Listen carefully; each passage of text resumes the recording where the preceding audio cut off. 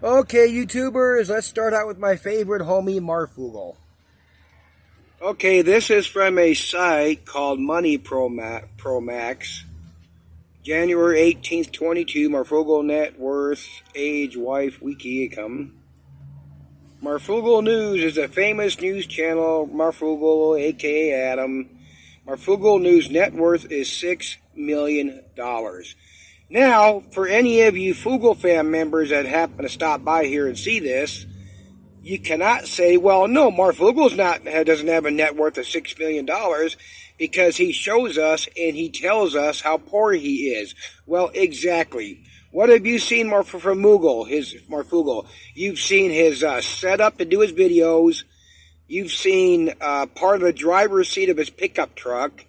You've seen him doing videos in a four-door car with a baby sitting in the back. It looks like a nice car. And that's it. And a net worth of person does not mean cash. And if you might want to say, well, if Marfoogle's worth $6 million, he would quit making videos. Well, no, he wouldn't if that's what's been making his money. But you can read more into that. Let me pause here.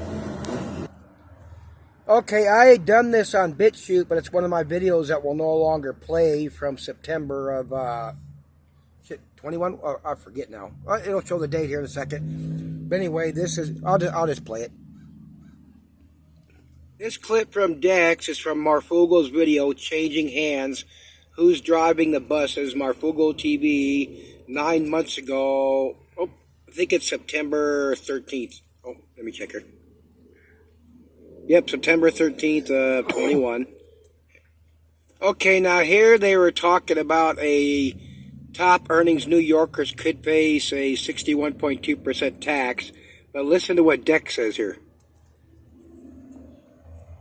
Yeah, usually when you're at that high bracket, you're paying the max tax, which doesn't have to be that high. I mean, you know, it is a lot to folks like you and I, you know, when you're making 200,000, 300,000, that's a lot of money, right? But to folks like Dex and him are making 200 or 300,000, and I guarantee you that is each. You heard it from Dick's mouth, the horse's mouth himself. Alrighty, next one. Okay, let's do a flashback to one of Marfoogle's top fear porn things at the time. Warning from FEMA liaison. Get ready. 4 years ago, the actual date was January 29th of 18. Okay, I'm not going to play much of this, but this is YouTube and it's Marfoogle, so I have to play pause. But this was, you know how Marfoogle had, I don't know if he maybe got in trouble with YouTube or somebody, but remember for years he had a source high up in FEMA.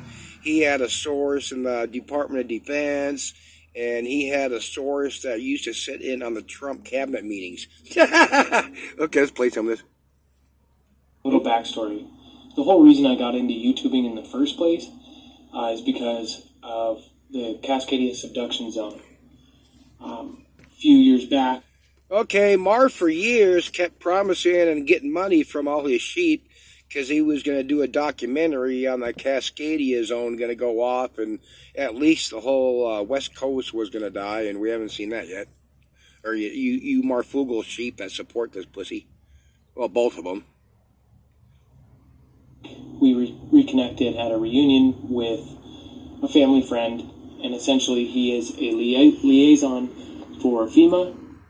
He's a major in the military, and his whole job, he's one of 4 people in charge of the whole West Coast. This is one of 4 people in charge of the whole West Coast. Oops. Oh, come on. Family was moved up here from Missouri to put together the project for the Cascadia subduction zone when it goes on.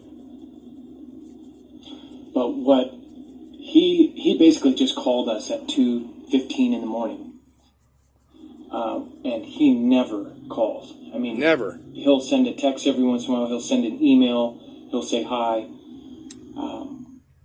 But I put on speakerphone, like, he sounded nervous, to say the least. And he never, I mean, this is the kind of straightforward guy who does not mince words. He asked if I took his advice. Probably 2 years back, he said to have 4 weeks of water, 4 weeks of food, That's one of the Marfoogle scams. His sources, his high-up sources telling him to prep, thus you need to prep. He was saying that we need to have 4 calculated routes to meet our other family on the other side of the city. You always want to have backups and all that. Okay, I gotta skip up here.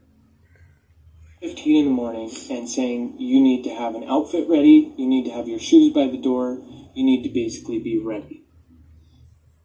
Ready for whatever. Yeah. And I was on speakerphone and like, she's like, what's going on? What's going on? He's like, I can't really say more. I said, is it North Korea?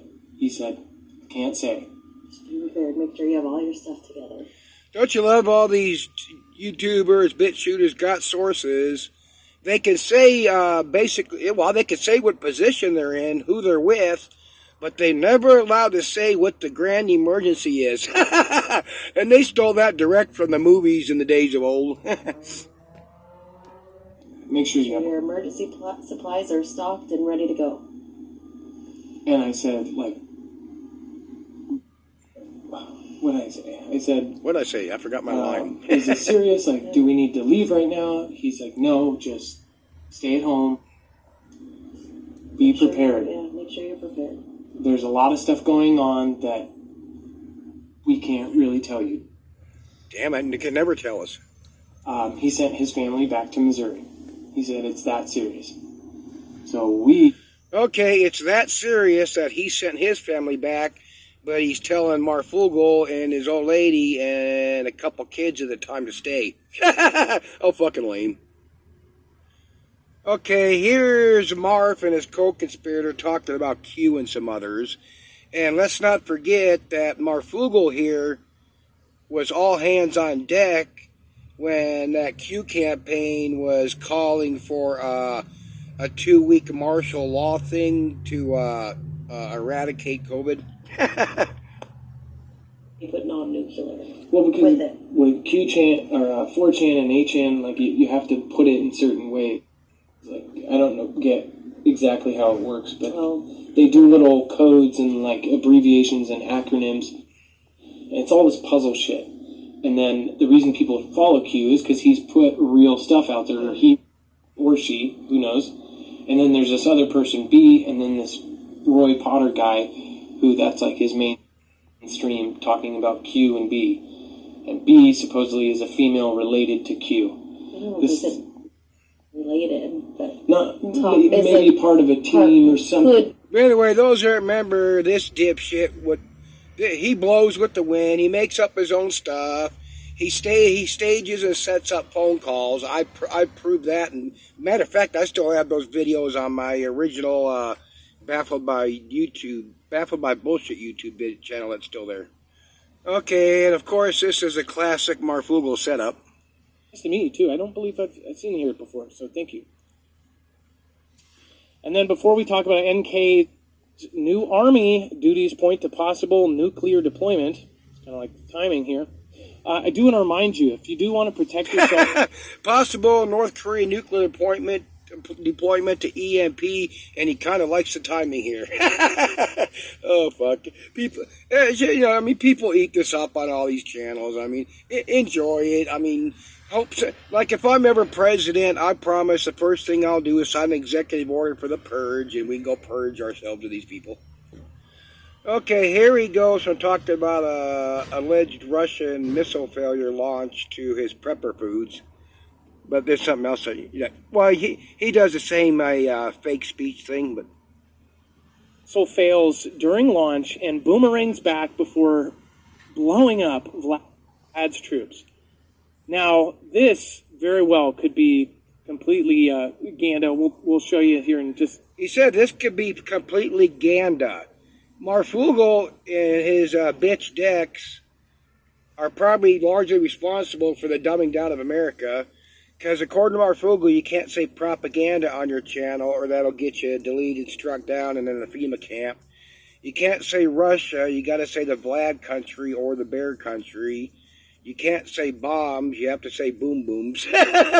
Or boomers. I used to leave comments saying, well, if you're saying boomers and you're talking about a nuclear submarine, this dude's just so fucking pathetic and lame and, you know, blah, blah, blah. This stuff. Also, you can't say false flag, you got to say Fantastic Freddy. What else I wanted to show here?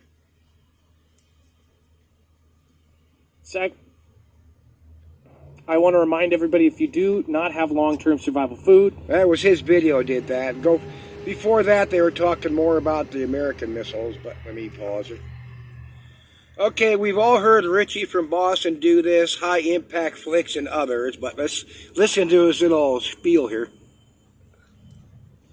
Mainly, though, the food is good. It's actually good. I ate a 7-year sample, and it tasted like... I don't know if it was because it was one of the best ones they had, but it tasted like it was something I bought from the store and cooked fresh. It was really good. MREs have definitely evolved in the last 30. Boy, if it's the best meal he's ever had, he needs to get dump his wife. Boy, I feel sorry for the cattle ranchers, you know, that actually kill a cow or an elk and cook that fucker up cook it up on some hot rocks. Oh shit. Okay, let's see Dex and Marfoogle shilling for these off-grid packs. You want to win that backpack. It's a really nice backpack, about $380, and it's got protection for your laptop, your cell phone, your tablet, your key fob, anything that's electronic. It can go into those. Your laptop, your key fob, your phone. Okay, for starters, if those bags work, they got like ones that are like little. Anyway, this is stupid shit. Let's say if you get one of them because you're afraid of getting EMP, nuclear attack. So that means you got to carry your shit around in the bag or the box or the duffel bag all the time. So your phone's never going to ring. You're never going to get messages. Okay. And let's say you happen to have your shit in there when we get nuked or EMP'd. Then your fucking electronic shit's going to be worthless anyway. I got to pause here and show you something else about this off-grid stuff. Okay, I was trying to find the name of the off-grid bags because off-grid never used to be called off-grid. It was called something else. And they switched the name to off-grid in order to sell more of their useless shit to preppers. Anyway, I Googled something like EMP shielding backpacks. And this popped up. It's Faraday bags, a real EMP-proof solution. And look at the size of that one. He's got smaller ones. But when I searched it on YouTube, Jailbreak Overland or Richie Voss's other channel, shilling for the dumb shit. Oh, got lucky. I found it. It used to be called EDIC bags, EDEC. And like I said, they switched their name to off-grid to sucker you preppers. Big pause.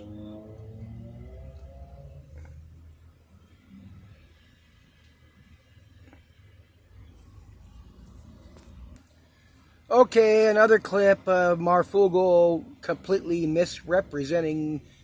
committing fraud regarding the EMP shield.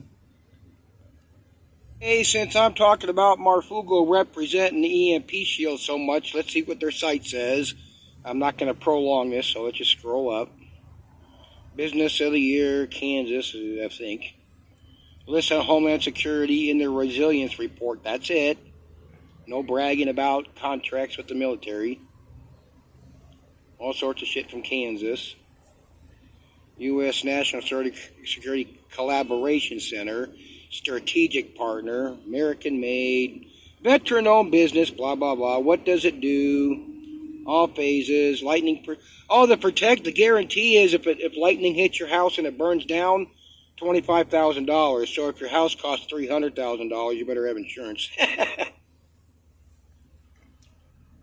What is EMP shield? Built to exceed the military specs. The Department of Homeland Security, Department of Defense to strengthen the country's most valuable assets. The shield is designed and approved to exceed military standards. Doesn't say they're using it. You can go through this yourself. There's a part down there I want to click on. I don't want to show the whole thing. Certified military testing. Sure. There's lots of other EMP things in that resilience report, not just EMP shield. Okay, we're going to go back to that, just showing you there's nothing else. You would think that would be it, right? The future of EMP defense technology. Let's visit the shop. Choose your EMP protection. House, car, radio protection, solar protection, generator, 3-phase, RV, motorcycle, watercraft, blah, blah. There's nothing in here. If EMP had all these Department of Defense, Homeland Security, whatever contracts, that would be at the top of their fucking page. I might even have to report Marfoogle and see if we can't get rid of like every one of his videos. That's it for this little clip. Okay, now I'm going to show some clips. And I've done this on all my YouTube channels, my BitChute channel. I am a Christian that has been saved. Now, it's funny, but it's not. Because as I've said before, the Bible is 100% accurate in its teachings. Christianity is not. I'm going to show you some clips. Some of you have seen them, and if you haven't, it's just amazing the teachings and what the Bible actually says regarding, our consciousness, open up your pineal gland, astrology, Greek mythology, but it's all true, and this was handed down for probably hundreds of thousands of years before it ended up in that book. Anyway, I hope you'll stick around and check this out, because this very much goes along with the teachings of Buddha and Krishna, except for it's much, much, much more in depth, because the Bible has nothing to do with what the Christian teach. It's actually about us, about how our brain works, and also our spinal cord. Anyway, hopefully you'll stick around and check this out. And here we go. Okay, I had to start this clip about a minute early, but you are going to learn, some should know, about what sin truly is in the Bible. The Bible, not Christianity. More often than not. Well, you can see the condition of the world. Now, let me show you something in Genesis chapter 3. Look at verse 11, okay? Here's what God talking to our heroes. Who told you you were naked? Who told you you were naked? Now, how important that is? What's being said there is, I didn't say there was anything wrong with you. Who said you're guilty? Who said you're not doing what's right? Who told you? Who made up something that I never told you? I never said there was anything bad or anything sinful or anything that you should be guilty. Who told you that there was something wrong with the way you are? The serpent. The lower part, the mind part. And who told you all of your life that you're guilty? The serpent. The religions of the world, the institutions of the world, the churches of the world, and they have kept you all of your life running around hiding, looking for fig leaves to cover every bit of you that you felt was exposed. And that God yells out to say, who the hell told you? Who are you listening to? What that is saying, that now you think what is evil is something that never was evil. I never, ever. But the institutions of the world have said, this is wrong, and you buy it, so you run into the woods to hide yourself, and you run into yourself, and you become filled with guilt, because the systems of the world and the religions of the world are that which is the lower serpent saying, you're guilty, you're naked. Yes? The original sin, right? Yeah. Isn't that right? Well, the original, basically, if you talk about the original sin, remember, what happened to, if you talk about the original sin, and this is, I'm glad you brought that point up. Let me show you something here. Some of you have never seen this. This word that has scared you, you know what that is? That's the name of the moon god, of the Chaldees. And the moon in ancient Eastern mysticism means the emotions.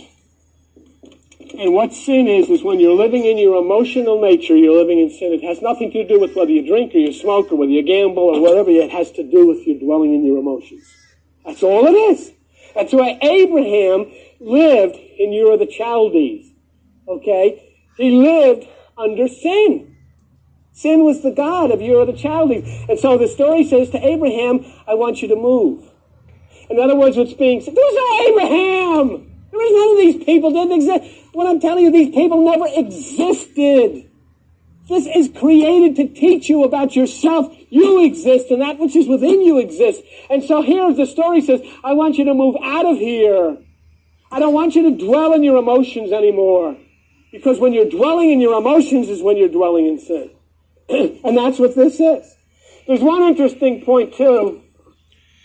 Okay, next clip on some actual truth about the Bible, code, numerology, parable, allegory. Then this is pretty cool.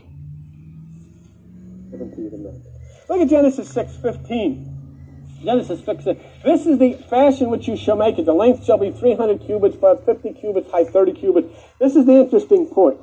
Watch me. A cubit is 18 inches. Okay? If any of you read this book, The Language Crystal, it's an interesting thing. The number 18 in Hebrew is C-H-A-I, okay? And that's the word which means life. And that 18, 9, is used throughout the entire Bible to signify life, because the number 9 is the number of consciousness. 1 plus 8 equals 9. Let me show you this quickly for those who haven't seen this before. Go to page 1010 in the Bible and look at Revelation chapter 13, Revelation chapter 13, and look at verse 18. Here is the wisdom. Let him understanding count the number of the beast, for it is a number of a man, and it is 600, three score is 60, 666. Look up here, 666 equals what? 18. What? It's the negative aspect of life. It's the lower duality of life. Add 1 and 8. What's it equal? 9. It always comes back to that number of consciousness. Look at the very next sentence in the Bible. And I looked, now here's the other side of the duality. And a lamb stood on the mount, and with him 144,000, having their father's name written where? In their foreheads. Consciousness. 144,000 saved. 1 plus 4 plus 4. It's an interesting thing. Take the 1, add up the 2 4s. What do you got? 8 equals 9. 18 equals 9. Consciousness, life. And if you really want to see it interesting, go to page 886 and look at the book of John. John chapter 21. What is it? 886. Page 886. And let's look at something. Look at John chapter 21.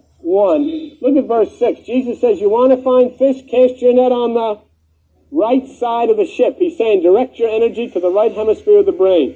The interesting point is, how many fish did they catch? Go to verse 11. Simon Peter went up, drew the net to land a great number of fish. How many did he catch? 153. Let's take the 1, add the 5 and 3 together. What do you get? 8. 1 plus 5 equals 9. What's he talking about? You want to activate that which is wisdom and understanding. Cast your energy to the right side. And you'll know, you'll find, and you'll understand. You see how simple it is? The 666 beast is living in your lower mind, a.k.a. called the carnal mind, but carnal does not mean evil, condemned to hell. That means we are using our lower 10% mind, and basically living in the emotions and our own decisions. But with the other numbers, you can actually get the 1, 4 and 4 is 8, 5, and you actually get the 1 and the 8 separately. The Bible is just full of killer stuff. Okay, next. So the windows in the ceiling. Now there's a Genesis 6:20. Okay? There's the duality right there. Genesis 6:20 says, of the fowls and of the cattle and creeping thing, 2 of every sort. That number 2 is the duality. That's the tree of the knowledge of good and evil. There's good things and there's bad things. You got nice thoughts and not so nice thoughts. Okay? And what are you going to bring in? Look what it says. Of fowls, that's your spiritual. That which flies is your spiritual. Okay? And then you're going to bring in also the cattle. That's your domestic. The domestic part. You got to go to the shop, right? You got to go here, you got to go there, you know. And then sometimes if you're like me with John, I ain't going, that's the left side. That's the duality of it, you know. And then you got to bring in your creeping, crawling things. Why don't you want to farm a million of it, you know? And then you got to bring in your creeping, crawling things. I don't want to go into that, but you know what your creeping, crawling things are, don't you? Yeah, and I can tell you know what your creeping, crawling things are by the smiles on your face. Some of you have some really hot, creeping, crawling things, but we won't go into that. In other words, bring all of it, bring yourself. Bring that part of you inside and see what happens. Don't be afraid of it. Notice about it with religion, they're afraid of what? Themselves. Scared to death of themselves, you know.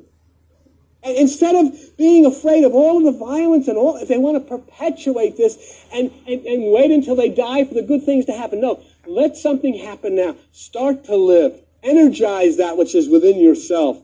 There's an interesting thing. You notice that the dualities, which is the negative thoughts you bring to. Look at in Genesis chapter 7, verse 2. Of every clean beast you shall take by sevens. I don't know if a lot of people have ever seen this.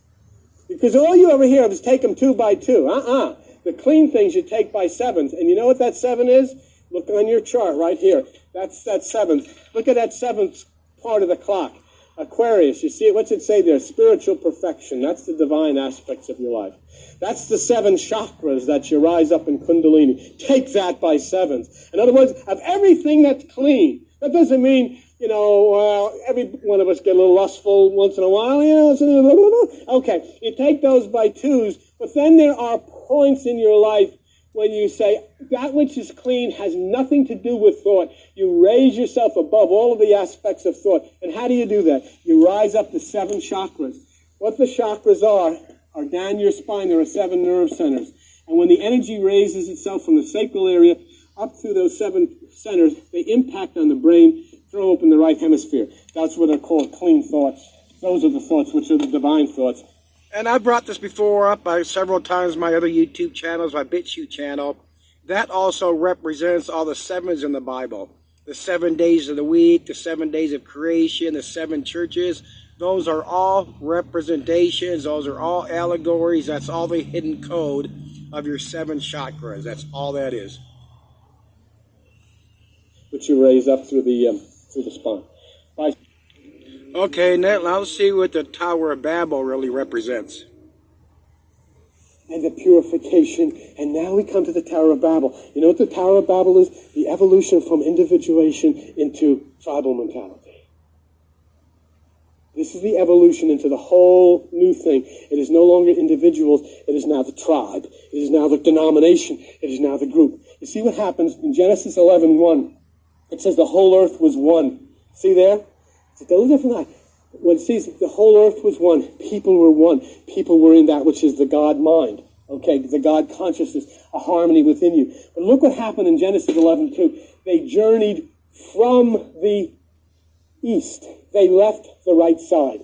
Now we're going to travel. They come to a plain in Shemar, which means plain. The word plain means confusion. They come away from that which is the spiritual side, and they're coming into that which is the side of confusion. And what is their purpose? They found a plain, and the idea is, look at Genesis 11:4. Let us build a city and a tower that may reach up into heaven. In other words, let us build a way to heaven. Let us allow heaven to come to us. Let us allow God to come. Let us sacrifice ourselves to God. No, let us find a way. Let us develop an idea. Let us get a doctrine. We'll build a way to heaven. And then it says God came down. It says in verse 5, and he said, look what they're doing. The people, they got one language. Now nothing will be restrained from, let us go down and confound their language. Okay? So what happens there is, you know what happened? Listen to me very carefully. I'm going to wrap this up. You know what denominations are? Denominations and religions, whether they be Buddhist, Hindu, Catholic, Baptist, Methodist, are designed by God. Because as long as they're split up, they'll spend their time fighting with one another, and they won't damage that which is the kingdom. But happy June. confuse them. Let them knock the hell out of one another and they won't touch us. And that's exactly what they do. This one is wrong, they're evil, they're satanic. Oh, you shouldn't talk in tongues. Oh, you shouldn't lay hands on. Oh, you shouldn't worship Mary. Oh, and they're so caught up in fighting with one another. So they're all confounded and they're all confused. And they still are all confused. And they hate each other and they don't like one another. And each one is a threat to another. And so they've taken their eye off the mark. And they don't even know what we're doing. They don't have the foggiest idea what we're doing. Because they're so consumed in defending themselves from each other. And that's exactly what it's doing. Okay? Okay, next clip. See, you're not reading the Bible. Rip the cover off. Don't really do it, but rip the cover off. You're not reading a Bible. You're reading a course in listen to me, you're reading a course in cosmic psychology. All allegorically written, and all of the characters in the play portray parts of your mind, your brain, your system, your body. Okay? The firstborn. So, Abel sacrifices the natural part. And it says in Genesis 4:4, the Lord had respect unto Abel, but not unto Cain. Now, let me show you something. Here you've come. Here you've come. You've come into the meditation.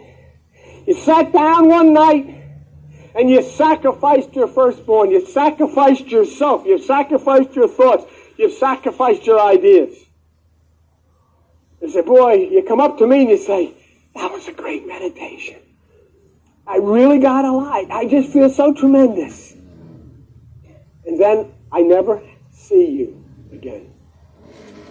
I know what happened. Cain met you out in the field and he killed you. That which is the lower part is always there, friends. It will never die. When creation, when heaven, when all is consummated, it will always be there.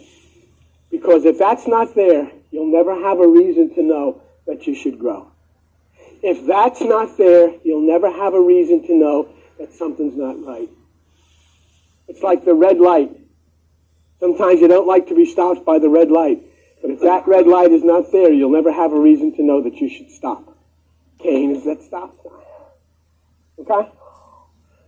But I'll tell you something, and I don't care how long you've meditated, and I don't care how sharp you think you are spiritually, Cain's lurking in that field every minute of the day. And if he catches you alone, in other words, he kind of catches you with your pants down, when you least suspect it, he'll nail you. And you'll find a reason not to meditate. You'll find a reason why you should stay away. You'll find a reason why you should do something else. He'll make it clear. He'll make it very, very clear. Look at Genesis chapter 4, verse 8. Genesis chapter 4, and verse 8. It says, and Cain talked with Abel his brother. When they were in the field, Cain rose up against Abel his brother and slew him. He talks to you, doesn't he? Isn't that the first thing that always happens? You don't just decide, I'm not going to do this anymore. It comes in your mind. I got to do this, you got to do that, you got to do the other things. Other things, life is too important. You're dead. You are dead.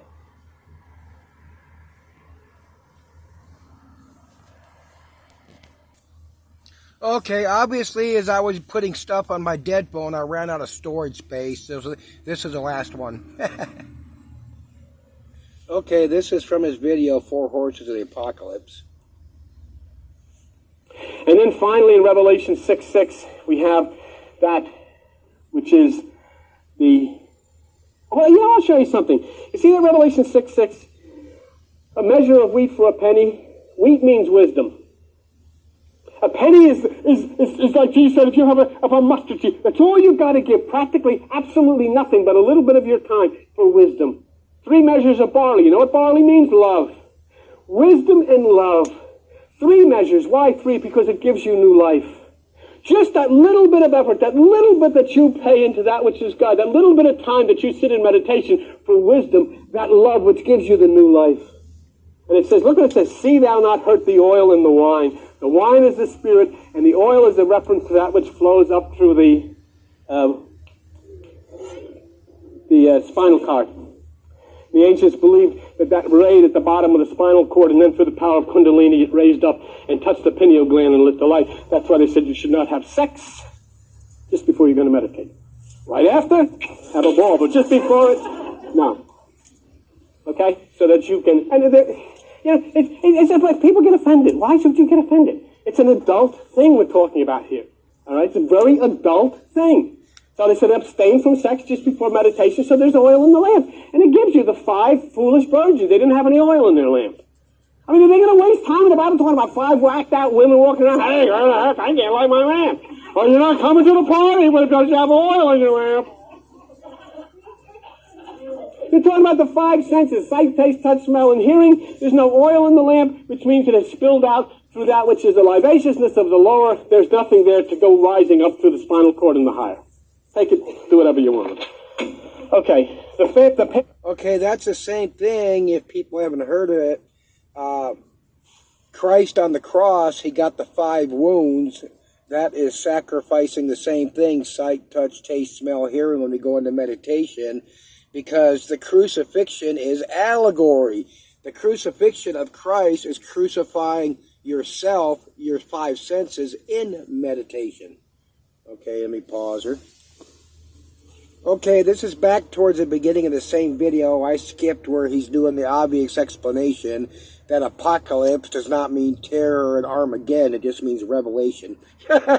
And this here's where he's establishing the allegory of the 4 horses. Revelation chapter 19 and verse 11, okay? And I saw heaven opened up, and behold, a white horse, and he that sat upon him was faithful and true, and in righteousness he does judge and make war.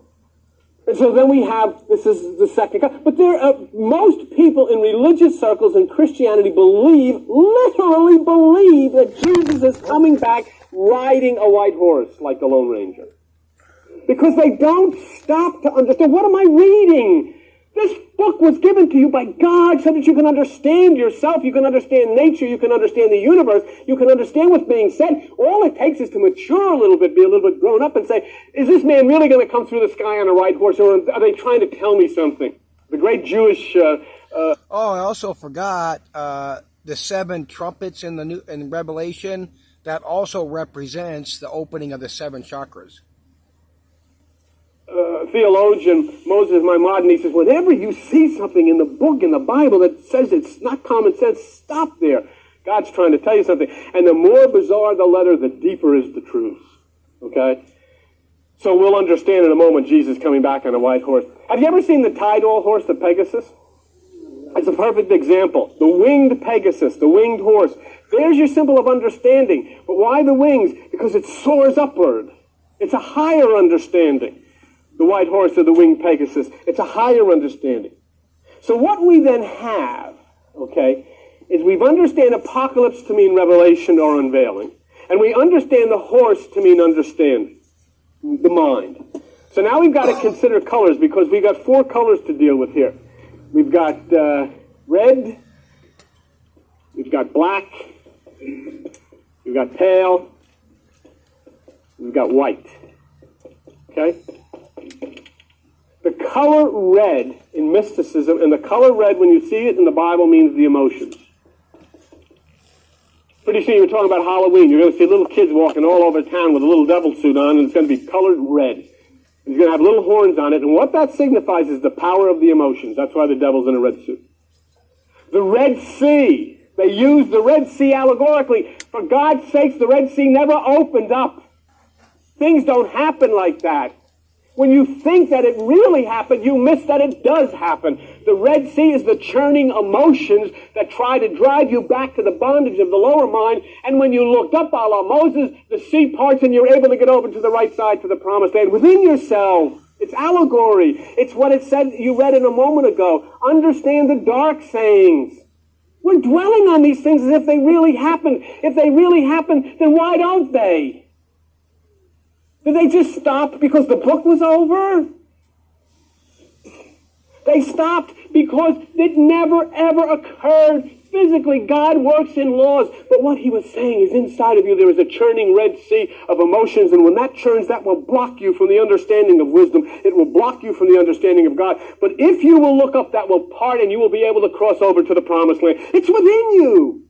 I mean, the people stare at me. I didn't say the kingdom of God is within you. Jesus Christ said the kingdom of God is within you. I didn't say you could find it within yourself. Jesus said it. I didn't say you should cast your energy to the right side. Jesus Christ said it. But yet they'll dwell and say that which is considered the mainline religion tells some man not to go in his backyard when God's mother shows up. That's okay, but this is a cult. Figure it. So it always means emotions. The color red means emotions. The color black means intellect. Why does the color black mean intellect? Your mind, your thinking process, trying to figure this out intellectually. What happens today? Well, today's not a good day, but when the sun is shining, the light is shining, the Christ is beaming down on all life. But then as the day starts to grow longer, that which comes from the west, the left side. Don't you understand? When you look north, east is always on the right side, west is on the left side. The east side represents the right hemisphere of the brain, the west side represents the left hemisphere of the brain, which is the intellect. What is it that puts out the sun from the right side, the intellect from the left side? What is it that puts down the sun during the day? That which comes from the west. When the west encroaches, there is blackness all over the earth, and so the ancients made the west signify that which is darkness, or black, that which is intellect. When you try to figure this stuff out intellectually, you are sitting in the darkness of the left side. And that's why the Bible says, not by might, not by power or whatever, but by spirit. The pale horse represents that which is the physical. The lower carnal mind, the lower aspects of the flesh. And the white horse, for obvious reasons, is the spirit. It is pure. It is free from all fault. That's why Jesus comes on a white horse. Listen, for God's sake, you go to churches. They say he's going to come and set up his kingdom on the earth. Jesus Christ said, no, I'm not. My kingdom is not of this world. Who are you going to believe? Obviously, they believe. They flock into these places and they distort the thing. Jesus Christ said, my kingdom is not of this world. I'm not coming to set up any kingdom. And they say that Jesus is coming to rule and reign for 1,000 years. Jesus Christ says, no, I'm not. The kingdom does not come with observation. The kingdom is within you. That's what he said. They say, ask him to come into your heart. John 26:11, Jesus Christ says, don't ask me nothing. Go to God yourself. What's in you is in me. You can do better than I can. That's what he said. They can't deal with that. And so they hold you into the bondage of coming around singing Amazing Grace with a wretched mind instead of understanding Jesus Christ wants you to be something special because you are special, something great because you are great. Jesus Christ did not come to this earth to say how great he was. He came to this earth to say how great you are. And Jesus Christ said how great, well, if Jesus Christ was standing here saying how great thou art, he'd be talking about you. How great they are, that's what he felt. It's religion that wants to put you in this place of being a stuzzball so that they can hang on to you and get you to come each week so they can save you. Don't fall for it. So we got these four colors. We got the unveiling. We got the horse, which means understanding. So now we see the unfolding of the fourfold nature, and we go to the number 4. When I was in New York speaking a couple of weeks ago, a young lady came up to me who teaches the Kabbalah in New York City. And she said, you know, you're talking about the number 9. She says, I wanted to tell you you're absolutely right. She says, do you know that every single letter in the Jewish alphabet has a numerical value to it? And she says that Christians in religion have no idea what's going on in the Bible because they don't understand the numerical value of the letters. And do you know that the number 9 is consciousness, that if you take the Jewish letters and add up the word Adam, do you know what it comes out to? 9. And who knows, if you take 666, what's it come out to? 6 plus 6 plus 6 equals 18. 1 plus 8 equals 9. Every single number means something. There are 4 horses because the number 4 means something. It stands for the fourfold nature of emotions, intellect, physical, and spiritual. It stands for the 4 points of the compass. That's why the tribes of Israel are positioned north, east, west, and south as the 4 points of the compass in the book of Numbers. It's number 4. It's humanity. It's you. You have fourfold nature. Look, in the book of Daniel, there's 3 Hebrews. Do you know something? Do you know that religion believes that this guy threw 3 guys in a furnace and cooked them and that they were okay and they were sitting in there eating popcorn? I mean, they really believe this. Do you know what God is doing, sitting up in the sky somewhere, pulling his hair out, saying, I didn't think they were going to believe this. They really believe in this. What are we going to do? I mean, how are we going to get through to these people? They believe you put 4 guys in a furnace and turn up the fire as hot as it can get, and they're eating popcorn. I mean, folks, how are we going to grow up? How are we ever going to face life if we're taking these things which are written by Eastern mystics literally? Look, who'd they put in the furnace? 3. Shadrach, Meshach, and Abednego. Do you see what the 3 represent? Emotions, intellect, and physical. When the threefold part of your nature, of your emotions, your physical, and your intellectual starts to run into the passions of the flesh, you get ground up in the emotionalism and you can be destroyed. What's the number 7 mean? 7 means with the 7 chakras that Rose taught about the other night. The number 7 means intervention through the Kundalini, through the 7 chakras. Watch me. I want to show you something really neat in this book about Shadrach, Meshach, and Abednego. Go to page 726. Page 726. And you could say, go ahead, say he's a nut, say he's a crazy, say he's an occult, but you can still walk out of here and go anywhere you want and look this stuff up and say it's true. What he said is true. What churches you've ever gone to, what ever told you what the numbers mean? What church have you ever gone to, whatever told you what the horse means? Never. They say the horse is a horse. A horse is a horse, of course. You're going to have to sing that one too. After you sing Bright in the Corner Where You Are. Oh, was that you? Oh, okay. All right. Who was that? Oh, all right. They're bad today. They're really bad today. Okay, come on. We kind of got to hurry. Okay. Now watch this. Okay. Look at verse 23. And these 3 men, Shadrach, Meshach, and Abednego, fell down bound into the midst of the burning fiery furnace. Your threefold nature is tied tight. You can't do a thing. Now watch. I'm going to show you. What did I say? Number 7 means divine intervention. Here's a coded tip in the Bible that something good's going to happen. Go to verse 19. Nebuchadnezzar, blah, blah, blah, blah, blah, blah. Therefore he spoke and commanded that they should heat the furnace 7 times more than it won't be heated. Okay? 7 times more than it won't be heated. There's a statement in there that something's going to happen. So now what? I also want to add in, back then, when they were doing the furnaces, I doubt if it was even possible to heat a furnace 7 times more than it won't be heated or could ever be heated, whatever. Occurs. You've got the emotions, you've got the intellect, you've got the physical. You're being destroyed by the passions within you. You're being burned up by everything that's going wrong in your life. You're being just smothered by all of the things that everybody's trying to shove down your throat. You're being smothered by the system. You're being smothered at home. You're being smothered at church. Everything is going wrong. And you're being burned up alive by all the passions that are just bursting from within you. And then look what happens through the intervention of the 7, through that Kundalini, through the meditation. Look at verse 24. Then Nebuchadnezzar rose up and said, didn't we cast 3 men into the fire? And he answered, but look, I see 4 men loose walking in the midst of the fire. They have no hurt, and the form of the 4th is like Son of God. Huh? When you bring the 4th, when you bring the Spirit, then it is the Spirit that joins the other 3 and puts out the flames of all of that which is trying to consume you and destroy you. So now we go on to the 4 horses of Revelation. Go to page 1005 in the Bible, the book of Revelation, Revelation chapter 6. Revelation chapter 6, verse 2. And I saw and behold a white horse.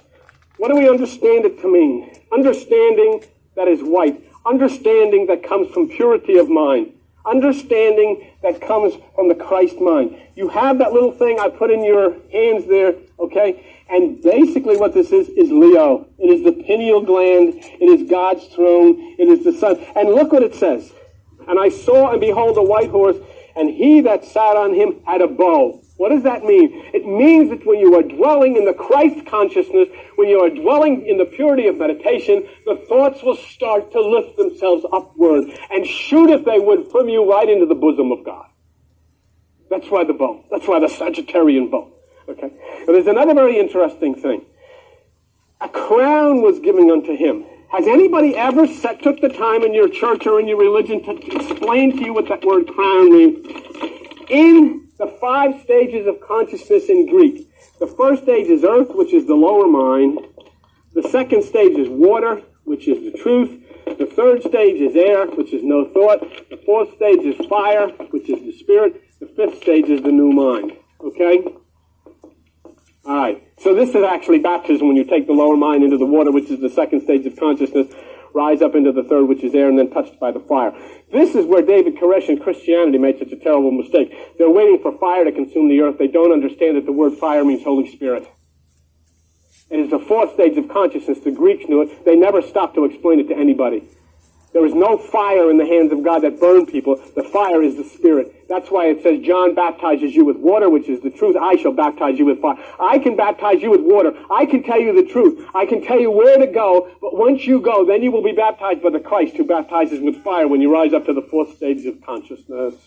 Okay? Look at the Kabbalah. What are the 5 stages of mind in the Kabbalah? Okay, the lowest. Where am I? Okay. Okay. The lowest is action, which is the earth. The second is formation, which equates to water. The third is creation, which creates the air. The fourth is emanation, which is the manifestation, which creates the spirit. Emanation. And the fifth, get this, and this is why you'll see he's given a crown. The fifth stage of consciousness in Kabbalah is crown. Is crown. So then, when a person finds in meditation a touch from the divine, pure essence of Christ consciousness, their thoughts start raising themselves upward via the bow. They are given a crown. They then speak themselves into that higher realm of divine consciousness, which is the Christ mind. And it says he went forth in Revelation 6:2, conquering and to conquer. Conquering what? Conquering everything religion has given you. Fear, guilt, hurt, separation from people. Oh, my religion is the right religion. When somebody tells you the right religion, their religion is the right religion, you know it's a fraud. There is only one God, and that is the God of all. And it's just as important to him of a woman with a veil walking down the streets in Iran as it is in some bozo hanging out in the church telling everybody they're guilty. And so that which is the white horse comes and does to you the same thing that it did to Zoroaster. It raises itself up within you, and it protects the child within you from all that would come to hurt you. And it doesn't make any difference who's coming to hurt you, whether it be a minister, it doesn't make any difference whether it's the law, it doesn't make any difference if it's the government, it doesn't make any difference if it's your parents or your best friend. Whoever it is, that white horse will stand within you and raise its, what do they call them, paws? Hoofs, up into the earth and protect you. And then, after you're protected, you'll turn around and you'll come out of your meditation and you'll say, who was that masked man? And you'll hear galloping down into the deserts of Nirvana, and you'll say, Jesus, that's right, it was Jesus. I'm kidding you, but this is what, well, I hope you know I'm kidding you. I mean, some of you are waiting in meditation to hear that. Who was that? You're probably right here. Him. Ron Ranger, me, Tonto. Okay. So this is the white horse. This is where we go. Let's go to Revelation 6:3 real quick. And when he had opened the second seal, and there went out another horse that was red. That's the emotional nature. That's the solar plexus. See Scorpio? See down at Pergamos, the solar plexus is feeling. The Mars. Do you see any connection? The red horse, the red planet, Mars. Huh? Do you see the connection there?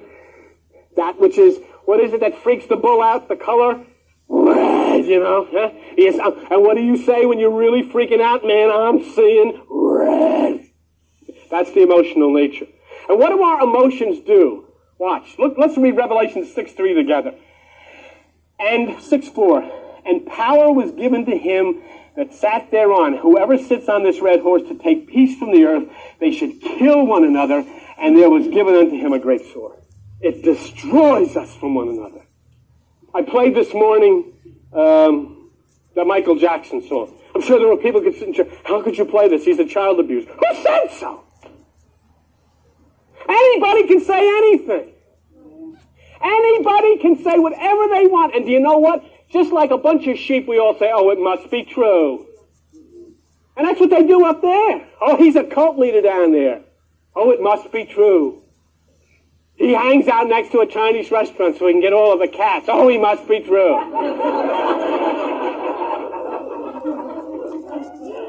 You know why? Because through religion we have sacrificed our ability to think as individuals. We can't think for ourselves anymore because we got to think the way they think.